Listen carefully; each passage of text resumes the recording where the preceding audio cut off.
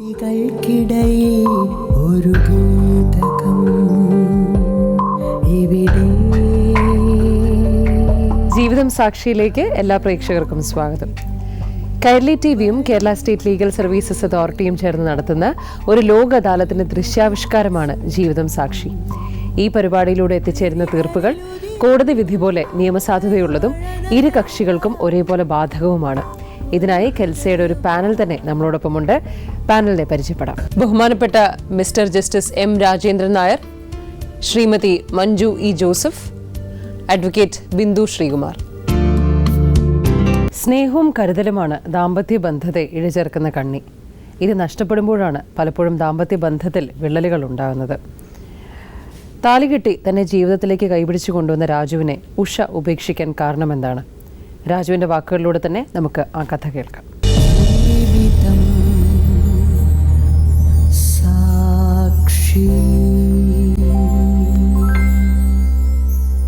അത് മോളുടെ വീട്ടിന്റെ അടുത്ത് ആണ് കൊണ്ടുപോയി. എന്ത് കഷ്ടമാണ് മോൾക്ക്, എന്തെന്ന് നാണക്കേടാണ്. തൊട്ടടുത്ത് വന്ന് ഞാൻ മോള് വന്ന് ഇതൊക്കെ നോക്കിയപ്പോൾ സംഗതി അത് തന്നെ. ആ സെക്കൻഡ് മോള് എന്നെ അവിടെ വണ്ടി കയറി പെട്ടെന്ന് എൻ്റെ അടുത്ത് വന്നു. അച്ഛ വീണ്ടും അവർ തുടങ്ങി എന്ന് പറഞ്ഞു. ഞാൻ തുടങ്ങി അവന് അവിടെ ആശുപത്രിയിലല്ലേ പോന്നെ. അല്ല അച്ഛ, എൻ്റെ വീട്ടിനടുത്ത് ഞാൻ കണ്ട അച്ഛൻ്റെ അടുത്ത് എനിക്ക് ഒളിച്ചു വെക്കാൻ വയ്യാന്ന് പറഞ്ഞു. അയ്യോ, അങ്ങനെ ഞാൻ ജോലി തീർന്ന് വീട്ടിൽ ഇരുന്നിട്ട് എനിക്ക് സഹിക്കുന്നില്ല. അത് വീണ്ടും ഇങ്ങനെ ആവർത്തിക്കില്ലേ. സന്ധ്യ 7 മണിയപ്പോൾ ഞാൻ സൈക്കിൾ എടുത്ത് അത്രയും കിലോമീറ്റർ സൈക്കിൾ ചവിട്ടി. എത്ര ദൂരമുണ്ട് അവിടെ? എൻ്റെ വീട്ടിൻ്റെ അടുത്തുനിന്ന് എങ്ങനെ ഒരു 10 കിലോമീറ്റർ വരും. രാത്രി ചവിട്ടി. അപ്പോൾ ഈ വാടക എടുത്ത വീട് എനിക്കറിഞ്ഞൂടാ, ആ ഏരിയ എനിക്കറിഞ്ഞൂടാ. അങ്ങനെ നേരെ എൻ്റെ മോളെ വീട്ടിൽ ചെന്നു.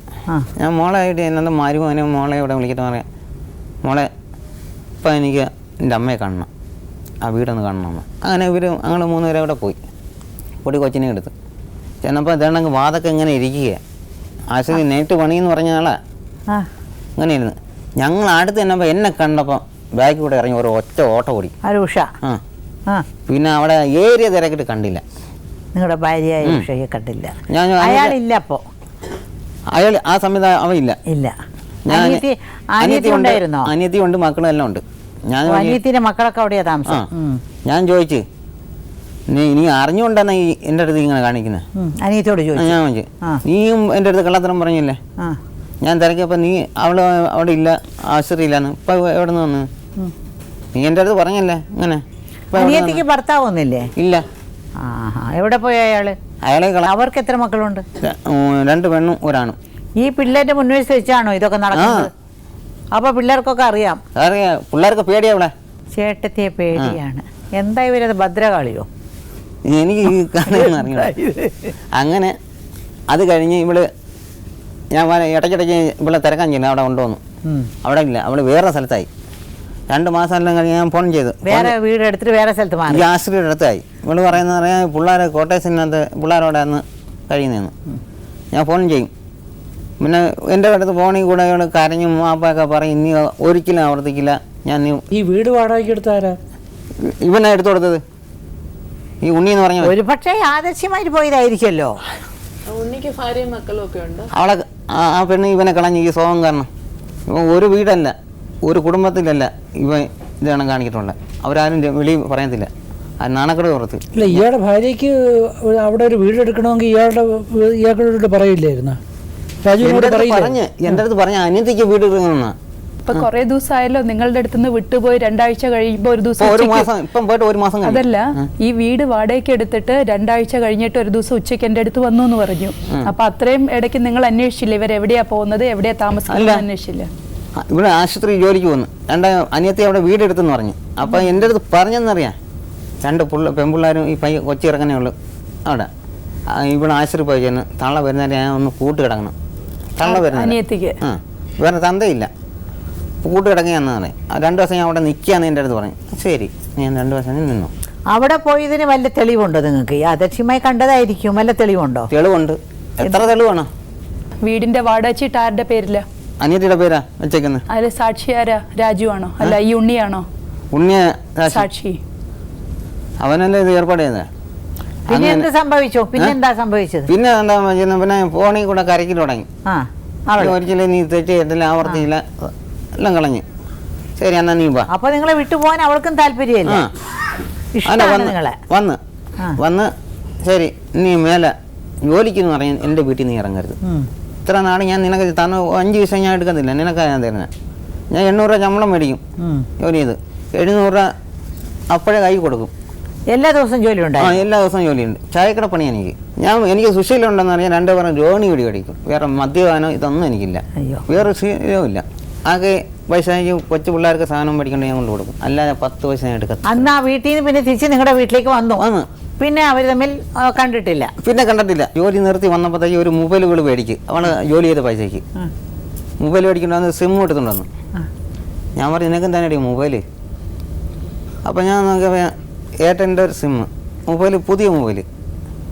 അപ്പം ഞാനെന്താ അറിയാം, അപ്പം മിക്കവാറും ഈ നമ്പർ അവൻ്റെ കിട്ടും, എനിക്ക് നല്ല രീതിയിൽ അറിയാം. ഞാൻ ആ സിമ്മ് ഊരി എൻ്റെ കയ്യിലിട്ട്, ഇട്ടിട്ട് എൻ്റെ സിമ്മ് ഊരി അതിലിട്ട്. ഓ, നല്ല ഇട്ടിട്ട് നീ അറിയാം ഒരു കാര്യം, ബുദ്ധിമാനാണ്. നീ ഇവിടെ ഇരുന്നോണം, വീട്ടിൽ വെളിയിലൊന്നും പോണ്ട, നീ എൻ്റെ മക്കളെ പറഞ്ഞു. 2 വട്ടം അബദ്ധം പറഞ്ഞാൽ നമ്മൾ വന്ന് ഗവനിക്കണ്ടേ. അങ്ങനെ നിന്ന് അപ്പോൾ ഇവിടെ പിന്നെ ഇങ്ങോട്ടും പോക്കില്ല, വീട്ടിൽ തന്നെ. അപ്പം തൊട്ടടുത്ത് അണ്ടിപ്പരിപ്പുണ്ട്, അതെടുത്ത് വെച്ച് ചിരണ്ടുമായിരുന്നു. ചിരണ്ടി കൊടുത്ത് കാശ് മേടിക്കും. പിന്നെ നല്ല ഭാര്യയായിട്ട് ജീവിച്ചോണ്ടിരിക്കുകയായിരുന്നു. പിന്നെ എവിടെയാ തെറ്റ് പറ്റിയത്? ഈ ഇടക്കാലത്ത് വെച്ച് എന്ന് പറഞ്ഞാൽ ഒരു 7 മാസം മുമ്പ് എൻ്റെ അടുത്ത് പറഞ്ഞു, ചേട്ടാ ഇതാണ് കാലിൻ്റെ മുട്ട് പാൻ്റെ വേദന, എനിക്ക് ഇച്ചിരി കഷായം മേടിക്കണം, അതാണ് എനിക്ക് പരവര് കണ്ട സർക്കാർ ആശുപത്രിയിട്ട് ആയുർവേദ, അവിടെ പോയി ഞാൻ മരുന്ന് മേടിക്കാൻ പോട്ടെ എന്ന് വെച്ചു. ശരി എന്നാൽ നീ പോകും. ആഴ്ച 2 ദിവസം പോകും മരുന്ന് മേടിക്കാൻ. മരുന്ന് മേടിക്കാനായിട്ട് മരുന്ന് മേടിക്കാൻ പോകും. അവിടെ മേടിക്കൊണ്ട് എന്നെ കാണിക്കുകയും ചെയ്യും. അപ്പോൾ ഞാനൊന്നും മിണ്ടുന്നില്ല, മരുന്ന് കുഴമ്പൊക്കെ മേടിക്കും. അപ്പോൾ എൻ്റെ തൊട്ടടുത്ത് അപ്പുറം എൻ്റെ 2 അനിയത്തിമാരെ കൊണ്ടുപോയിട്ടുണ്ട്. അപ്പോൾ എൻ്റെ കൂടെ എൻ്റെ അടുത്ത് പറയും, ഞാൻ അനിയത്തിയുടെ വീട്ടിൽ കയറും. സാറിനെ കയറിക്കും. അങ്ങനെ ഒരു സുപ്രാത് ഇതേണക്ക് അനിയത്തിയുടെ വീട്ടിൽ പോകുന്ന പോകും, പിച്ചെന്ന് വരും, കാണത്തില്ല, എൻ്റെ പിച്ചെന്ന് വരും. അപ്പോൾ അനിയത്തിയുടെ വീട്ടിൽ നമ്മൾ തിരക്കണ്ട, അവിടെ താമസം തുടങ്ങിയപ്പോൾ അനിയത്തിയുടെ വീട്ടിലല്ലേ പോകുന്നത്, തിരക്കത്തില്ല. അങ്ങനെ ഇരുന്ന ഒരു സമയത്ത് എൻ്റെ വീട്ടിനടുത്ത് ഒരു ബ്ലേഡുകാരൻ വരും, ചിട്ടി. അപ്പോൾ ഇവൻ്റെ പൈസ 15,000 രൂപ ഇവിടെ ബ്ലേഡിൽ നിന്ന് പൈസ എടുത്ത്. നിങ്ങൾ അറിയാതെ? ഞാൻ അറിയത്തില്ല. അയാൾ എന്ത് വിശ്വാസത്തിലാ കൊടുത്തത്? ആഴ്ച 20. ക്ഷയക്ക് 15,000 രൂപ എങ്ങനെയാ അയാൾ കൊടുത്തത്? എന്ത് പൈസ കൊടുത്തത്? ചിട്ടി പൈസ ഞങ്ങളെ നേരത്തെ പരിചയമല്ലേ, തൊട്ടടുത്ത് അടുത്തടുത്ത് വീടാണ്. അപ്പം 15,000 രൂപ ചോദിച്ചു കഴിഞ്ഞാൽ, അപ്പോൾ പിള്ളേർ ചോദിച്ചാൽ അയലത്തുള്ള ഒരാൾ ചോദിച്ച് ഈ പൈസ ആര് കൊടുക്കാണ്? അത് എൻ്റെ അനിയത്തിക്കാണ്. അനിയത്തി പൈസ ചോദിച്ച് അങ്ങനെ എടുത്തു കൊടുക്കായിരുന്നു. ആഴ്ച പൈസ ഉണ്ടെന്ന് കൊട്ടിയത്ത് ഒരു കടയിൽ കൊടുക്കും, ഞാൻ പോയി മേടിക്കണമെങ്കിൽ കൊടുക്കുമെന്ന് പറയും. അപ്പോൾ ഈ സംഭവം ഒന്നും ഞാൻ അറിയുന്നില്ല. ഞാൻ ജോലിക്ക് വന്നിട്ടാണ് വരും, ജോലി വാങ്ങി വരും. ഈ ഇടക്കാലത്ത് നമ്മുടെ ഓണത്തിന് പൂരാടത്തിന് നിന്ന് 5,000 രൂപ മേടിച്ച് ഉണ്ടാവും. ഈ ചിട്ടിക്കാരൻ്റെ നിന്ന് 5,000 രൂപ മേടിച്ച് വീട്ടിൽ വന്നപ്പോൾ എൻ്റെ മോൻ പറഞ്ഞു, അമ്മ എനിക്ക് ഉടുപ്പും പാൻ്റ് എടുക്കാൻ പൈസ തരണം. അങ്ങനെ ഇവരാണ് വണ്ടി ഓടിക്കാനൊക്കെ പോകും. ഒച്ച ഇറങ്ങാനാ ഇവരെല്ലാം കൂടെ പോയി സ്നേഹിക്ക് പെണ്ണ് വിളിക്കേണ്ടി വന്നതാ. അങ്ങനെ ഇവർ 2 കൂടെ പറഞ്ഞ് ഒക്കത്തില്ലെന്ന് പറഞ്ഞു. അങ്ങനെ ഈ പൈസ കുഞ്ഞമ്മയ്ക്ക് ഉള്ളതെന്ന് പറഞ്ഞു. അങ്ങനെ ഈ വഴക്കൂടി ഒരു ഉച്ച ഞാൻ വരുന്നു പോയി.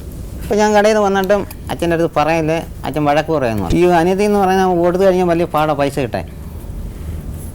അപ്പോൾ ഞാൻ പറയാം, എൻ്റെ അടുത്ത് പറയില്ല എന്ന് പിള്ളേരടുത്ത് പറഞ്ഞു. അവരാരും പറഞ്ഞില്ല. അങ്ങനെ തിരുവോണത്തിനന്ന് ഞാൻ കണക്ക് ഇച്ചിരി ഓണ സാധനമൊക്കെ മേടിക്കാൻ എൻ്റെ അനിയത്തിമാർക്ക് പിള്ളേർക്കായിട്ടും കൊടുക്കാൻ ഞാൻ കൊണ്ടുപോകും. എല്ലാ വർഷം പോകും. തിരുവോണത്തിന് ഉച്ച കഴിഞ്ഞ് ഞാൻ വൈകിട്ട് കയറി പോകും. വീട്ടിലുണ്ട്. തമിഴ്നാട്ടിൽ ഞാൻ കൊണ്ടുകൊടുക്കും. പോട്ടെ 2 ദിവസം കഴിഞ്ഞ് ഞാൻ തിരികെ വരികയും ചെയ്യും. എല്ലാ വർഷവും ഉള്ള അല്ല, എനിക്ക് എല്ലാവരും അത്ര വേണ്ടി സ്നേഹമാണ്. അങ്ങനെ ഞാൻ പറഞ്ഞേ, നീ വരുന്ന അമ്മ പോട്ട് വരാം, എനിക്ക് പെട്ടെന്ന് വെച്ചെന്ന് 5-ന് കട ഉറക്കും, അമ്മ പോട്ട് വരാം. ഞാൻ വരുന്നില്ലെന്ന് പറഞ്ഞു. ഞാൻ നീ എന്ത് വരാത്ത, നമുക്ക് 2 പേരും ബാക്കി 2 പേരും ഇവിടെ ഉണ്ടല്ലോ, മക്കളും മോളും ഉണ്ട്, മോനും ഉണ്ട്, എല്ലാവരും ഉണ്ട്, അപ്പോൾ നമുക്ക് പോട്ട് വരാം. ഒന്നാ ഞാൻ വരത്തില്ലെന്ന്. ഞാൻ പറഞ്ഞു, നീ എന്താ വരാത്ത? ഇല്ല എനിക്ക് വയ്യെന്ന് പറഞ്ഞു. ശരി വിട്ട് തിരുവണ്ണ ഉച്ച കഴിഞ്ഞ് ഞാൻ ഇവിടെ വണ്ടി കയറിയെന്ന് പോയി. അപ്പം അവിടെ ചെന്നപ്പോൾ അപ്പം ഞാൻ ഇവിടെ മൊബൈൽ ഞാൻ ബില്ല് കൊടുത്ത് വിളിക്കുമ്പോൾ മുമ്പ് സ്വിച്ച് ഓഫ്. കാരണം അവിടെ ചെന്നിട്ട് 2 തന്നെ ഞാൻ എൻ്റെ ഇവിടെ പിണക്കം ഉണ്ടായിരിക്കും, ഇവിടെ ഓഫ് ചെയ്ത് വെച്ചാൽ പിണക്കം ഉണ്ടായി. ഞാൻ പോയേണ്ട കയറുമായിരിക്കും. പോണ്ടെന്ന് പറഞ്ഞു നിങ്ങളോട്? ഇല്ല, പിന്നെ ഞാൻ എന്ത് വിളിച്ചു, അവള് വരത്തില്ലെന്ന് പറഞ്ഞു. ആ. അങ്ങനെ അവിടെ നിന്നപ്പോൾ വീണ്ടും ഞാൻ വിളിച്ചു നോക്കി, എന്നതും കിട്ടുന്നില്ല, സ്വിച്ച് ഓഫ് എന്ന് പറയും. അപ്പോൾ എൻ്റെ അനിയത്തിയും വിളിക്കും, സ്വിച്ച് ഓഫ്. അപ്പോൾ അനിയത്തി പറയും എന്തോ അവിടെ എന്തെങ്കിലും പ്രശ്നം കഴിയും, അതായിരിക്കും മൊബൈൽ എടുക്കാതെ സ്വിച്ച് ഓഫ് ചെയ്തിരിക്കും. എൻ്റെ മക്കളും എൻ്റെ അടുത്ത് പറഞ്ഞില്ല. അങ്ങനെ ഇവിടെ മക്കളൊക്കെ കൂട്ടാണോ ഈ ബന്ധത്തിന്?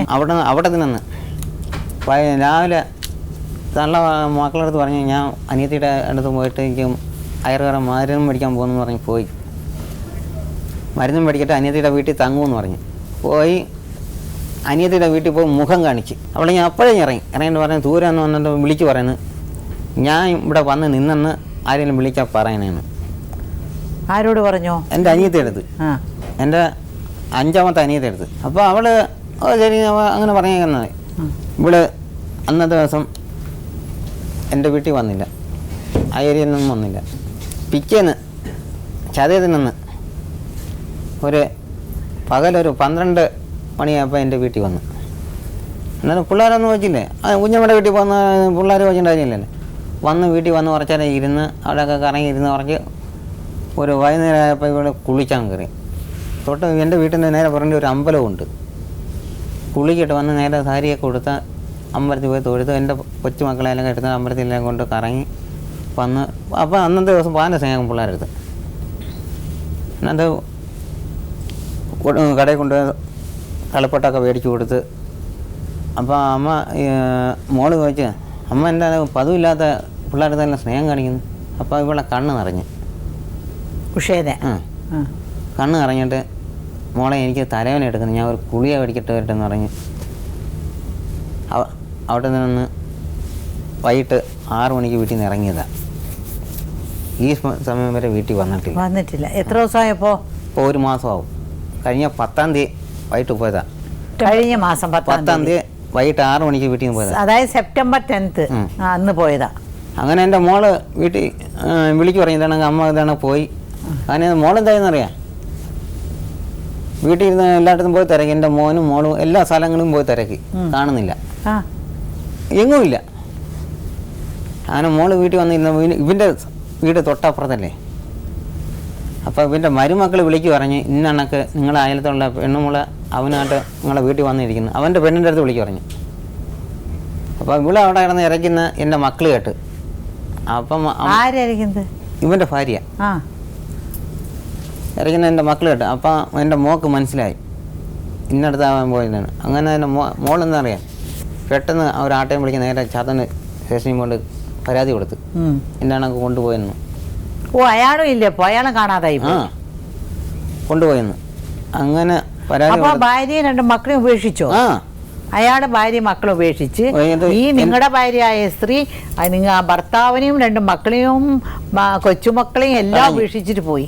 ആരുമില്ലെന്ന് എൻ്റെ മക്കളുടെ അടുത്ത് പറഞ്ഞു, എനിക്ക് ആരുമില്ലെന്ന് പറയണ്ട പോയത്. അവിടെ ആരൊക്കെ ഉണ്ട് അവൻ്റെ വീട്ടിൽ? അവൻ്റെ തള്ളയുണ്ട്, തന്തയുണ്ട്, പെങ്ങന്മാരുണ്ട്, എല്ലാവരും ഉണ്ട്. അവരൊക്കെ എതിർത്തില്ലേ? ഇങ്ങനെ ഇല്ല, അവിടെ വന്ന് ഇരുന്നപ്പോഴത്തേക്ക് ഇവൻ്റെ വല്യമ്മച്ചിയുടെ മക്കൾ അവിടെ ഉണ്ട്. ഇവൻ്റെ മരുമക്കൾ വന്നിട്ട് വെച്ച് ഇവിടെ തന്നെ വന്നിരിക്കുന്നത് അങ്ങനെ കൊണ്ടക്കായി. അപ്പം ഇവൻ്റെ തന്ത പറഞ്ഞു, അത് എൻ്റെ മോൻ കൊണ്ടുവന്ന പെണ്ണാണ്, നിങ്ങൾക്ക് മുന്നേ പോരെന്ന് പറഞ്ഞു. അപ്പോൾ എൻ്റെ മോള് പോലീസുകാരെയും കൊണ്ടുവന്നു. പോലീസ് പോയി ഇവർ 2 പേരെ കൊണ്ടുവന്നു. ചാത്തന്നൂർ കൊണ്ടുവന്നപ്പോഴത്തേക്ക് മോളടുത്ത് പറഞ്ഞ്, അച്ഛൻ്റെ അടുത്ത് പറയരുത്, അച്ഛൻ പാവമാണ്, അച്ഛനെ നോക്കിക്കോണം. അപ്പോൾ എൻ്റെ മോൻ പറഞ്ഞ്, എൻ്റെ അച്ഛനെ നോക്കാൻ എനിക്കറിയാമെന്ന് പറയും, നിങ്ങളെ പറയണ്ടെന്ന് പറയും. അപ്പോൾ പറഞ്ഞ്, നിങ്ങൾ വരുന്നില്ലെന്ന് വെച്ച്, ഞാൻ നിങ്ങളോട് വരത്തില്ലെന്ന് പറയും, എനിക്ക് ഇയാളെ മതിയെന്ന്. മക്കളോട് പറയണോ? ഇയാളെ മതിയെന്ന് എസ്ഐയും പറഞ്ഞ്, ഞങ്ങൾക്ക് കുറഞ്ഞ് പ്രായമൊക്കെ ആയില്ലേ, നിങ്ങൾ ആണെങ്കിൽ ശരിയാണോ, നിങ്ങൾ പറയാൻ മക്കളോടെ പോകാൻ പറഞ്ഞു. ഞാൻ പോകത്തില്ലെന്ന് പറഞ്ഞു. അങ്ങനെ അവിടെ എസ്ഐ എടുത്ത് മോള് വന്ന് പറയും, വരുന്നില്ലെന്ന് പറഞ്ഞു. പിടിച്ചെടുത്തോണ്ട് പോകാൻ പറഞ്ഞു, അല്ല വരത്തില്ലെന്ന് പറഞ്ഞു. അങ്ങനെ ഇവന്നറിയാം ആട്ട വിളിക്കേണ്ടി വന്ന് ഇവളും അവൻ്റെ തള്ളയും തന്തയും ഇവനൂടെ കയറി അവരെ വീട്ടിൽ പോയി. അങ്ങനെ എൻ്റെ മോളും മോനൂടെ കരഞ്ഞോണ്ട് എൻ്റെ വീട്ടിൽ വന്നു. അന്ന് വന്നതിന് ശേഷം എന്നെ ഫോൺ ചെയ്ത് അറിയിക്കുന്നത്. പെട്ടെന്ന് ഞാൻ വന്ന് ഇവിടെ വന്നപ്പോഴത്തേക്ക് ഞാൻ നോക്കിയപ്പോൾ നിങ്ങൾക്ക് അവളെ പിടിച്ച് വണ്ടി കയറ്റാൻ നിങ്ങൾക്ക് ആവതില്ലെന്ന് ഞാൻ ചോദിച്ചു. എൻ്റെ മോൻ്റെ അടുത്ത് ചോദിച്ചു. അങ്ങനെ ഞാൻ വേണം നമുക്ക് ഏരിയ വരുന്നതുകൊണ്ടൊന്ന് പരാതി കൊടുക്കാം എൻ്റെ അതിർത്തിയിൽ. സ്റ്റേഷൻ അവിടെ പോയി പരാതി കൊടുത്തു പരാതി കൊടുത്ത് എഴുതിയിട്ട് ഞാൻ പോലീസിനെ കൊണ്ട് നേരെ അവൻ്റെ വീട്ടിൽ ചെന്നു. വീട്ടിൽ നിന്ന് കൊണ്ടുവന്ന് സ്റ്റേഷനിൽ കൊണ്ടുവന്നപ്പോൾ എസ് ഐ അല്ല പിന്നെ നിങ്ങളുടെ മനസ്സിന്റെ അകത്ത് ആ സ്ത്രീയെ തിരിച്ചെടുക്കണമെന്നുണ്ടായിരുന്നോ? ഉണ്ടായിരുന്നു. ഇപ്പൊ ഇല്ല. അല്ല ഇത്രയും കാണിച്ച ഒരു സ്ത്രീയെ നിങ്ങൾക്ക് എന്താ ഞാൻ പോലീസിനെ ഇംഗ്ലീഷിനെ കൊണ്ട് കൊടുക്കാം? അങ്ങനെ ഒരു സ്ത്രീയുടെ ജീവിക്കണ ആരെങ്കിലും പുരുഷന് തോന്നോ? ഈ പോക്കെന്ന് ഞാൻ മനസ്സുകൊണ്ട് വെറുത്ത് വേണ്ടെന്ന് വെച്ചായിരുന്നു. ഈ മനസ്സുകൊണ്ട് വെറുത്ത് എനിക്ക് എന്നാലും അവൾക്കൊരു ശിക്ഷ കൊടുക്കണമെന്ന് അങ്ങനെ കൂടെ പോലീസിനെ കൊണ്ടുവന്ന് ഇവരെ കണ്ടവരെ എസ് ഐയുടെ മുമ്പിൽ വന്ന് എസ് ഐയുടെ മുമ്പിൽ വെച്ച് ഇവള് പറയാ എന്നെ വേണ്ട, അവനെ മതി, അവൻ്റെ കൂടെ ഞാൻ പോത്തുള്ളൂ. എങ്ങനെ ഒരു ഭാര്യ അങ്ങനെ പറയാൻ ഒക്കില്ലല്ലോ. എസ് ഐയുടെ മുമ്പിൽ നിയമപരമായിട്ട് അങ്ങനെ പറയാൻ ഒക്കില്ല. നിങ്ങൾ ഡൈവോഴ്സ് മേടിച്ചിട്ട് വേണ്ട അങ്ങനെ പറയട്ടെ. എസ് ഐയുടെ മുമ്പിൽ വെച്ചാ പറഞ്ഞത്. അപ്പം എസ് ഐക്ക് പറഞ്ഞ് നിങ്ങളൊരു കാര്യം ചെയ്യും, അത് രണ്ടുപേരും വെളിയെ ഇറക്കി എന്നെ നിർത്തി പറഞ്ഞു ഇയാളെ ഒരു കാര്യം ചെയ്യും, ഒരു നല്ലൊരു വക്കീലിനെ കാണണമെന്ന് പറയും. അപ്പോൾ കേസിൻ്റെ ബസ് എൻ്റെ അടുത്ത് പറഞ്ഞു വന്ന് ശരി ഞാൻ വക്കീലിനെ കാണാമെന്ന് പറഞ്ഞു. എന്തിനാ വക്കീലെ കാണുന്നത്? ഇവൾക്കെതിരെ കേസ് കൊടുക്കാൻ. എന്ത് കേസ് കൊടുത്ത് എന്ത് ചെയ്യും? ഞാൻ ഇപ്പം അവനെ വേണമെന്ന് പറഞ്ഞാലേ വിട്ടു കൊടുക്കണം, അത്രയല്ലേ? എനിക്ക് ബന്ധം കഴിഞ്ഞിട്ടുണ്ട്. അല്ല അത് ന്യായമപരമായിട്ട് തെറ്റല്ലേ? അത് ഒരു ഭർത്താവ് ഉള്ളപ്പോ വേറെ ഒരാളുടെ കൂടെ പോയി ഒരു വീട്ടിൽ കഴിയുന്നത് തെറ്റാണോ അല്ലയോ? ലിമിറ്റ് ഗതറാവില്ലല്ലോ. നിയമപരമായ ഒരു ഭാര്യ ഭർത്താവിനെ വിട്ടുപോകണമെങ്കിൽ അദ്ദേഹത്തിൽ നിന്ന് അല്ല രണ്ടുപേരോട് ഒരു വീട്ടിൽ താമസിച്ചാൽ പോലും പോലീസിനെ അറസ്റ്റ് ചെയ്യാലോ? തീർച്ചയായിട്ടും. എന്താ നിങ്ങളുടെ പോലീസ് അറസ്റ്റ് ചെയ്യാതെ? അങ്ങനെ പറഞ്ഞ് വക്കീലിനെ കാണാൻ പറഞ്ഞു. നിങ്ങളെ വന്ന് കേസ് കൊടുത്താലും കൊടുത്തില്ല ഇങ്ങനെ ഒരു സ്ത്രീനെ ആവശ്യമുണ്ടോ നിങ്ങൾ? എനിക്ക് വേണ്ട. പിന്നെ അവളെ എങ്ങനെയോ പോട്ടെ, നിങ്ങളെ ന്യായപരമായിട്ട് കല്യാണം കഴിച്ചതല്ലേ? അങ്ങനെയുള്ള സ്ത്രീ ഒരാളുടെ പോയി താമസിക്കാൻ ഒക്കില്ല അങ്ങനെ. അപ്പൊ എസ് ഐ എന്റെ അടുത്ത് പറഞ്ഞ മറുപടിയാ എടുത്ത് അവര് പിടിക്ക് വായിക്കൊണ്ടിരുന്നൊന്നും പോകാൻ നിയമമില്ലെന്ന് പറഞ്ഞു. പോലീസ് പറഞ്ഞ് ശരിയാണ്. പോലീസിന് സ്വമേധയാ 494 കോഗ്നൈസൻസ് എടുക്കാൻ പറ്റില്ല. അതെന്താ? അത് ഇത് 494 എന്ന് പറയുന്നത് ബൈഗമിക്കുള്ള കേസെന്ന് പറയുന്നത് കോടതിയിൽ നേരിട്ട് കംപ്ലൈന്റ് ഫയൽ ചെയ്താൽ മാത്രമേ എടുക്കാൻ പറ്റുള്ളൂ. അല്ല കോടതിയിൽ പോയി എന്റെ ഭാര്യ വേറെ ഒരുത്തനോട് താമസിക്കുന്നു, എടുക്കാലോ. ഭാര്യ കാണാതായി പോയി, ഇവന്റെ അടുത്ത് കേസ് കൊടുക്കാലോ. ബൈഗമിക്ക് അങ്ങനെ കേസെടുക്കാൻ പറ്റും. അല്ല ലിവിംഗ് ടുഗദർ എന്ന് പറയുന്നതും ഇതൊന്നാണോ? അല്ലല്ല, ഒരാളുടെ ഭാര്യ ഒരുത്തനോട് പോയി താമസിക്കുന്നത്. നിയമപരമായിട്ട് ഒരു ഭാര്യ ഒരു ഇഷ്ടമുള്ള ഒരുത്തന്റെ കൂടെ പോകണമെങ്കിൽ ആ പോയ ആൾ ആരുടെ കൂടെയാണോ പോയത് അയാൾക്കെതിരെ പോലീസിനും കേസെടുക്കാം. ഈ എന്നുവെച്ചാൽ ഇവരുടെ മാൻ മിസ്സിംഗ് കേസിന്റെ പുറത്ത് അയാൾക്കെതിരെ പരാതി കൊടുക്കുകയാണെങ്കിൽ വക്കീലെ കണ്ടിട്ട് വേണം അതൊക്കെ ചെയ്യാൻ. അല്ല നേരിട്ട് കൊടുക്കാം. പരാതി കേസ് എടുത്തില്ല. അങ്ങനെ കൊടുത്ത കടത്തി കൊണ്ടുപോയെന്ന് പറഞ്ഞാൽ കേസ് കൊടുത്തത് അവർ അങ്ങനെ എടുക്കത്തുള്ളൂ. രാജു പരാതി കൊടുത്തിരുന്നു. എന്ത് പരാതി കൊടുത്തു? കാരണം എന്റെ ഭാര്യയെ തട്ടിക്കൊണ്ടുപോയെന്നുള്ള കേസ് തന്നെ ഞാൻ കൊടുത്തിരുന്നത്. തട്ടിക്കൊണ്ടുപോയി അങ്ങനെ കേസ് പോത്തുള്ളൂ. അതിന് വക്കീലിനെ കണ്ട് ഞാൻ കേസ് കൊടുത്തപ്പോൾ എൻ്റെ അടുത്ത് പറഞ്ഞ് കല്യാണം കഴിക്കേണ്ട സർട്ടിഫിക്കറ്റ് വേണമെന്ന് പറഞ്ഞു. എത്ര വണ്ടിയിലെ കല്യാണം കഴിക്കാൻ. അപ്പം ഞാൻ പറഞ്ഞത് അത് എടുക്കണേ പഞ്ചായത്തേക്ക് പോകണം. ഇതെന്താ 10, 30, 20 കൊല്ലം കഴിഞ്ഞ് മുമ്പുള്ള രസീതൊക്കെ ചോദിക്കുന്നത്? അത് വക്കീല് ചോദിക്കുന്നത് എനിക്കറിയണ്ട. അങ്ങനെ വേണോ? രസീത് വേണോ? ഇത്രയും കൊല്ലം രണ്ട് പിള്ളേരായി ഇനി എന്തിനാ രസീത്? അല്ല പറയണ്ടേ, വക്കീൽ എൻ്റെ അടുത്ത് പറഞ്ഞു നിങ്ങൾ കല്യാണം കഴിക്കാൻ നിങ്ങൾ ഭർത്താവും ഭാര്യ എന്നുള്ള തെളിവ് വേണമെന്ന് പറഞ്ഞു. ഭാര്യയും ഭർത്താവ് എന്നുള്ള തെളിവ് വേണമെന്ന് പറഞ്ഞു. അപ്പോൾ ഞാൻ മേടിക്കാൻ എന്ത് അപേക്ഷ എഴുതി കൊടുത്ത് ഇങ്ങനെ എന്ന് പറഞ്ഞാൽ മാരേജ് ആയിട്ട് കയ്യിലുണ്ട് ഇപ്പോൾ. ഇനി എനിക്ക് അവളെ നീ ആവശ്യമില്ല, എനിക്ക് നാട്ടുകാർ എന്നെ ഇട്ട് കളിയാക്കുന്നത്. രാജു പറയുന്നതെല്ലാം നമ്മൾ കേട്ടു. രാജു പറഞ്ഞത് കേട്ടത് രാജു ഒരു വശത്ത് യാതൊരു തെറ്റുള്ളതായിട്ട് എനിക്ക് തോന്നുന്നില്ല. എന്നാലും രാജുവിൻ്റെ ഭാര്യയായ ഉഷ അവരൊരു സ്ത്രീയാണ്. അവർ എന്താണ് ഇങ്ങനെയൊക്കെ ചെയ്യാൻ കാരണം, അല്ലെങ്കിൽ ഇതൊക്കെ സത്യമാണോ അല്ലെങ്കിൽ എനിക്ക് തോന്നുന്നതാണോ എല്ലാം നമുക്കൊന്ന് മനസ്സിലാക്കണമല്ലോ. നമുക്ക് അടുത്ത എപ്പിസോഡിൽ ഉഷയെ വിളിക്കാം.